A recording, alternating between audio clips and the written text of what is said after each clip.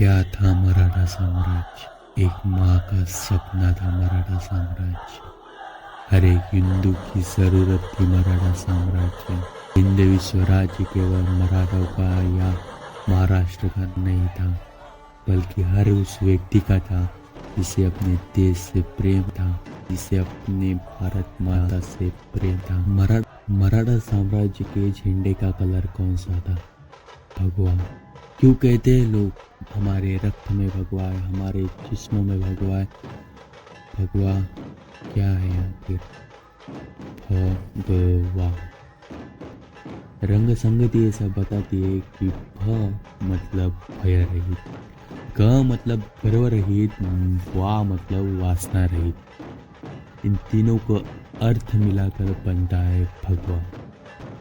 ये भगवा श्री राम का, ये भगवा हमारे वारकरियों का, ये भगवा एक निष्ठा और त्यागों का, ये भगवा छत्रपति संभाजी महाराज के बलिदान का।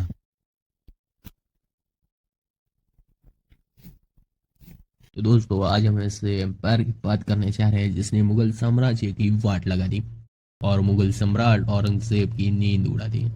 तब का सबसे खौफनाक वाक्य था, हुजूर मराठे आ गए। इन शब्दों से ही दुश्मनों के पसीने छूट जाते थे और इससे आपको पता चल गया होगा कि मैं कौन से एम्पायर की बात कर रहा हूँ। हम बात करेंगे द मराठा एम्पायर की, जिसने ज्यादा कुछ नहीं बस हमारे देश के मैप को ऐसे से ऐसा बना दिया। एक ऐसा एम्पायर है जो आज के समय में भी ट्रेंडिंग को देखने को मिलता है। इसके साहस की बातें और वीर मराठों के बलिदान से ये आज भी चर्चे का विषय है।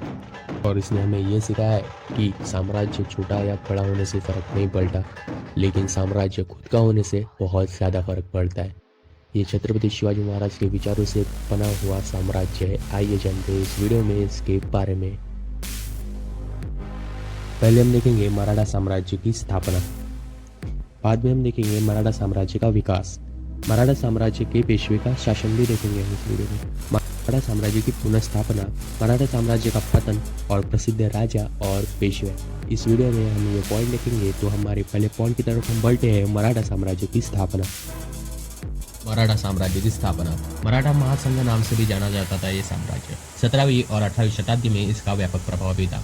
1674 में छत्रपति शिवाजी महाराज के राज्याभिषेक के बाद मराठा साम्राज्य आधिकारिक तौर पर अस्तित्व में आया था। दक्कन में मुगलों के कारण अस्थिरता और अन्याय बढ़ने की वजह से मराठा साम्राज्य का गठन हुआ था और इससे दक्कन की पठारी की अस्थिरता समाप्त हो गई। परिणाम स्वरूप मराठा साम्राज्य, जो 17वीं और 18वीं शताब्दी तक जीवंत रहा, इस साम्राज्य को अक्सर सच्चे भारतीय के रूप में देखा जाता है और भारत से मुगल नियंत्रण को हटाने का श्रेय भी मराठों को दिया जाता है। भारत के सुप्रसिद्ध योद्धा शूरवीर छत्रपति शिवाजी राजे भोसले के नेतृत्व में एक दक्कन की पठार पर उनका दल रहता था। 1685 में बीजापुर सल्तनत से विद्रोह करके छत्रपति शिवाजी महाराज ने नेतृत्व किया था मराठा साम्राज्य का और उसकी स्थापना भी की। शिवराय ने इसे हिंदवी स्वराज्य कहा, मतलब हिंदुओं का स्वयं शासन साम्राज्य, और चाहते थे कि हिंदू ही उनके राष्ट्र पर नियंत्रण करे। इसलिए वे मुगल सम्राटों को भारत से बाहर निकालने के लिए जुट गए। छत्रपति शिवाजी महाराज की मुगलों से प्रति शत्रुता का मुख्य कारण था उनका उनसे पहले ही संघर्ष था। छत्रपति शिवाजी महाराज के अभियानों से देश में महत्वपूर्ण हिस्सों पर विजय प्राप्त कर ली। शत्रु से लड़ने के लिए सशस्त्र बल भी संगठित किया गया। शत्रु के पास मराठों के नए नए क्षेत्रों को नियंत्रण करने का औपचारिक अधिकार नहीं था और मराठों की गोरिल्ला टेक्निक से पहले ही दुश्मनों के नाक में दम कर दिया था। 6 जून 1674 को पूरे उपमहाद्वीप में हिंदू वर्चस्व स्थापित करने और विस्तार करने के उद्देश्य से छत्रपति शिवाजी महाराज का राज्याभिषेक किया गया। उन्हें सम्राट घोषित कर दिया गया हिंदू साम्राज्य का। तो ऐसे हुई थी हिंदू साम्राज्य की स्थापना। अब हम देखेंगे अगला सवाल, जो कि है मराठा साम्राज्य का विकास। छत्रपति शिवाजी महाराज के राज्याभिषेक के समय गैर हिंदू राजाओं को निमंत्रण भेजा गया। इसमें स्पष्ट बताया गया कि अब समय आ गया है कि हमारी मातृभूमि पर हम अधिकार कर ले। छत्रपति शिवाजी महाराज का भव्य राज्याभिषेक हुआ। उसमें उन्हें छत्रपति की उपाधि दी गई, हिंदू देश का सम्राट घोषित कर दिया। इस राज्याभिषेक प्रकार मराठा साम्राज्य की स्थापना हुई। राज्याभिषेक के दौरान उनका भारतीय उपमहाद्वीप पे केवल 4.1% हिस्से पर नियंत्रण था, इसलिए उन्होंने तुरंत विस्तार करना शुरू कर दिया। राज्याभिषेक के 1 महीने बाद गनिमिकावा मीन्स गोरिल्ला टेक्निक के तरीके से खानदेश पर कब्जा कर लिया और रायगढ़ को अपनी राजधानी भी बना ली। अगले 2 वर्ष में पोंडा, कारवा, कोल्हापुर और अनाथी सहित आसपास की सभी भूमि पर विजय प्राप्त की। उसके बाद दक्षिण दिग्विजय मुहिम में जिंगी और बेल्लोर के किले पर भी कब्जा कर लिया। छत्रपति शिवाजी महाराज के बड़े बेटे संभाजी महाराज स्वराज्य के दूसरे छत्रपति बने और पिता की मृत्यु के बाद मराठा साम्राज्य की सारी जवाबदारी उन्होंने अपने कंधे पर ले ली। संभाजी महाराज के नेतृत्व में मराठा सैनिक 8 साल तक मुगल सम्राट औरंगजेब की सेना के साथ एक भी जंग नहीं हारे। हालांकि शंभूराजे को धोखे से पकड़कर उन्हें इस्लाम करने के लिए कहा गया, लेकिन छत्रपति संभाजी महाराज ने इस्लाम कबूल करने से सख्त मना कर दिया। औरंगजेब ने उनकी दर्दनाक हत्या कर दी।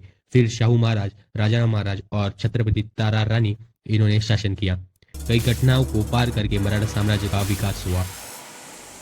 कई सारे वीरों का बलिदान से बना है ये साम्राज्य। तो बढ़ते हैं हमारे नेक्स्ट क्वेश्चन की तरफ। तो अब बात करते हैं हम मराठा साम्राज्य में पेशवाओं का शासन। 1713 में बालाजी विश्वनाथ को शाहू के अधीन मराठा साम्राज्य का नया पेशवा चुना गया।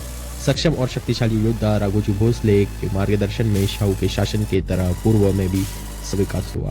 वर्ष 1714 में बालाजी विश्वनाथ और कान्होजी आंग्रे ने पानी के मराठा सेना की ताकत बढ़ा दी। मराठा साम्राज्य के पहले बड़े कमांडर कान्होजी आंग्रे, उन्हें सरखेल आंग्रे के नाम से भी जाना जाता था। सरखेल का तात्पर्य नौसेना प्रमुख है। उन्होंने अपना जीवन हिंद महासागर, डच, ब्रिटिश और पुर्तगाली नौसेनाओं के खिलाफ लड़ते हुए बिताया। अब बाजीराव को साम्राज्य का नया पेशवा चुना गया। बाजीराव ने 1720 से लेकर 1740 तक लगभग आधे भारत पर शासन किया और मराठा साम्राज्य के पेशवे का रूप में प्रसिद्ध हुए। दुर्भाग्यवश अप्रैल 1740 में बाजीराव की मृत्यु हो गई। उनके 19 वर्ष के पुत्र को पेशवा नामित किया गया। राघोजी भोसले जो साम्राज्य के नागपुर जिले को देखा करते थे, उन्होंने साम्राज्य के उल्लेखनीय विकास में महत्वपूर्ण भूमिका निभाई है।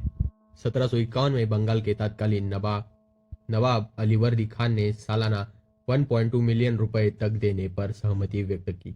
1760 तक मराठा साम्राज्य का आकार 25 लाख वर्ग तक फैल गया। तो ऐसे किया पेशवों ने मराठा साम्राज्य पे शासन।